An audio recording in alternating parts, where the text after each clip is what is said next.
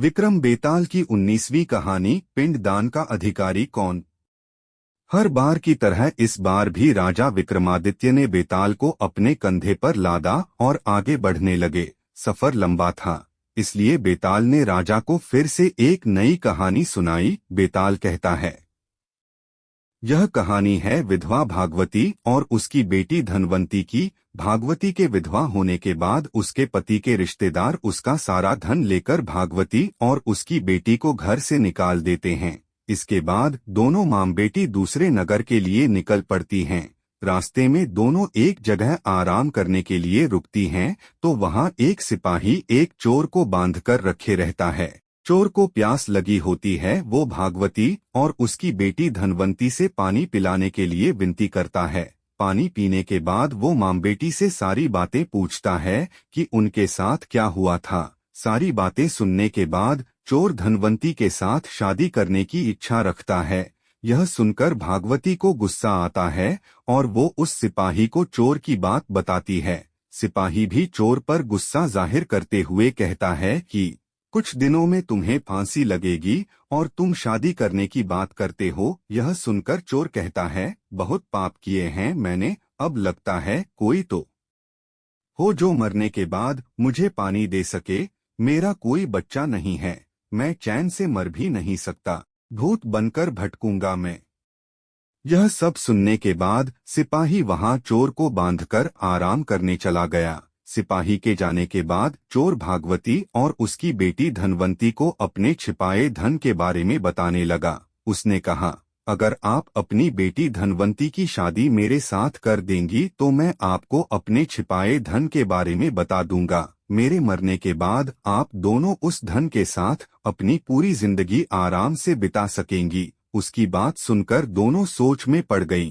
धनवंती की मां भागवती ने चोर से पूछा, तुम यह क्यों करना चाहते हो? तो चोर ने कहा, शादी के बाद मेरा जो बच्चा होगा वो मेरे मरने के बाद पिंडदान करेगा, जिससे मुझे मुक्ति मिल जाएगी और मैं भूत नहीं बनूंगा। ये सब सुनने के बाद भागवती अपनी बेटी की शादी चोर से कराने के लिए तैयार हो जाती है। दोनों की शादी होती है और जल्द ही दोनों को एक बच्चा भी होता है। कुछ दिनों बाद चोर को फांसी लगा दी जाती है। भागवती और धनवंती काफी दुखी होते हैं। कुछ दिनों बाद भागवती को चोर की बात याद आती है कि एक गुफा में मूर्ति के सामने की जमीन के नीचे उसने खजाना छिपा कर रखा था। दोनों मां बेटी वहां जाकर देखते हैं और जमीन खोदने लगते हैं। फिर उन्हें वहां सोना चांदी और पैसे मिलते हैं। धनवंती फिर भी दुखी रहती है और कहती है, अगर पैसे नहीं मिलते लेकिन वो जिंदा रहते तो मुझे सब कुछ मिल जाता। भागवती बेटी को समझाते हुए बोलती है कि अगर पैसा है तो सारी खुशी मिल जाएगी। उसके बाद दोनों मां बेटी एक नए शहर जाकर खुशी खुशी अपनी जिंदगी बिताने लगते हैं। कुछ समय बाद भागवती की सहेलियां धनवंती की शादी कराने को लेकर पूछने लगती हैं। भागवती कहती है, मुझे अपनी बेटी की शादी तो करवानी है, लेकिन लड़का ऐसा होना चाहिए जो घर जमाई बनकर रहे।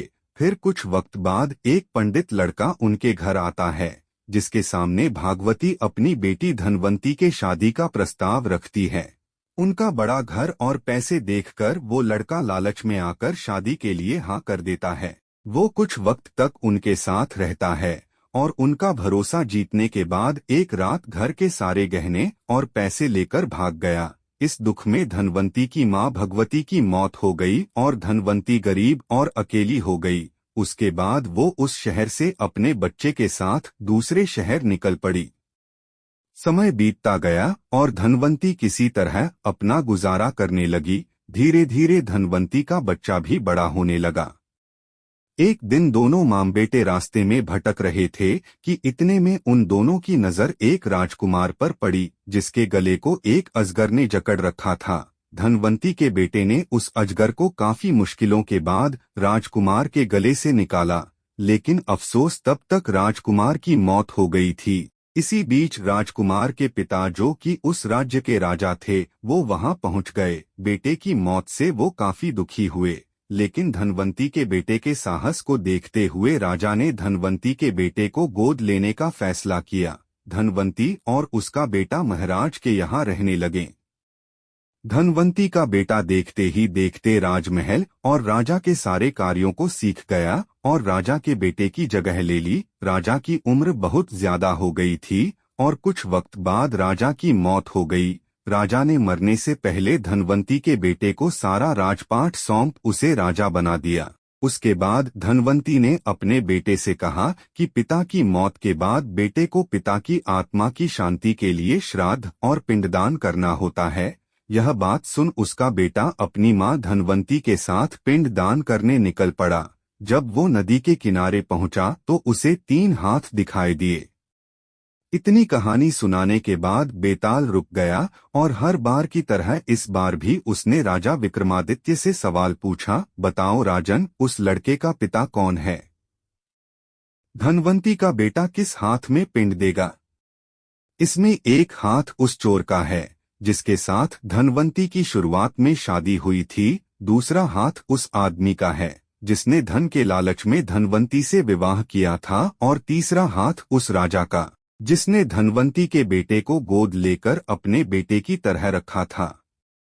विक्रमादित्य ने जवाब दिया, उस लड़के का पिता वो चोर है जिसने धनवंती से पूरे रीति रिवाज के साथ शादी की। दूसरे व्यक्ति ने लालच में धनवंती से शादी की थी और राजा ने बस अपना काम किया था।